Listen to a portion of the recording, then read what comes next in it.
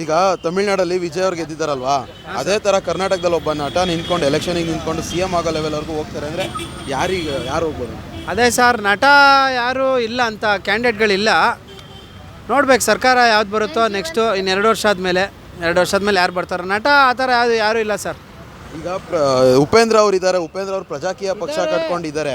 ಅದ್ರ ಬಗ್ಗೆ ಏನಾದರೂ ಹೋಪ್ ಇದೆಯಾ ನಿಮ್ಗೇನಾದರೂ? ಇಲ್ಲ, ಅವರು ನಿಂತ್ಕೊಬೋದು. ಅವ್ರು ನಿಂತ್ಕಡೆಗೆ ಅವ್ರು ಗೆಲ್ತಾರಷ್ಟೇ. ಕ್ಯಾಂಡಿಡೇಟ್ಗಳು ಬೇರೆ ಕಡೆಯಲ್ಲಿ ಯಾರೂ ಸಿಗಲ್ಲ. ಅದು ನೋಡ್ಬೇಕು ಸರ್. ಎಲ್ಲರೂ ತಳಪತಿ ವಿಜಯ್ ಆಗಲ್ಲ. ತಮಿಳ್ನಾಡಲ್ಲಿ ಅವ್ರು ಆಗಿದ್ದಾರೆ, ಕರ್ನಾಟಕದಲ್ಲಿ ಆ ಥರ ಇಲ್ಲ. ನಮ್ಮಲ್ಲಿ ಅನುದಾನ ಕೊಡ್ತೀವಿ, ಭರವಸೆ ಕೊಡ್ತೀವಿ ಅಂದರೆ ಯಾರು ಜನಗಳು ಕೇಳಲ್ಲ. ನಮ್ಮ ಜನಗಳು ಬುದ್ಧಿವಂತ ಜಾಸ್ತಿ ಇದ್ದಾರೆ. ಹಂಗಾಗಿ ನಮ್ಮಲ್ಲಿ ನೋಡ್ಬೇಕು ಸರ್, ಯಾವುದೂ ಇಲ್ಲ. ಒಣ್ಣಲ್ಲಿ ಹಳಬ್ರು ಅವರೇ ಇರ್ತಾರೆ ರಾಜಕೀಯದವರು. ಅವ್ರು ಯಾರನ್ನೂ ಬೆಳೆಯೋಕ್ಕೆ ಬಿಡಲ್ಲ. ಹಳೆ ರಾಜಕೀಯ ವ್ಯಕ್ತಿಗಳು ಅವ್ರವ್ರ ಶಾಸಕರು ಇರ್ತಾರಲ್ಲ, ಅವ್ರವ್ರ ಕ್ಷೇತ್ರದಲ್ಲೇ ಅವ್ರವರೇ ಗೆಲ್ಲೋ ಇದು ಚಾನ್ಸಸ್ಗಳು ಜಾಸ್ತಿ ಇರೋ ಸರ್. ಅದನ್ನೇ ಈಗ ವಿಜಯ್ ಅವರು TVKನೋ ಹೊಸ ಪಕ್ಷನ ಕಟ್ಬಿಟ್ಟು ಗೆದ್ದರು.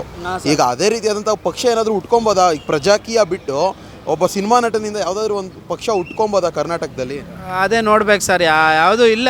ಜನಗಳು ಬುದ್ಧಿವಂತರಿದ್ದಾರೆ ನಮ್ಮ ಬೆಂಗಳೂರು ಕರ್ನಾಟಕದ ಜನತೆಗಳು. ನೋಡ್ಬೇಕು ಸರ್, ಅದು ಮುಂದಿನ ದಿನಗಳಲ್ಲಿ ನೋಡಬೇಕು. ಈಗ ಸದ್ಯಕ್ಕೇನು ಹೇಳೋಕ್ಕಾಗಲ್ಲ.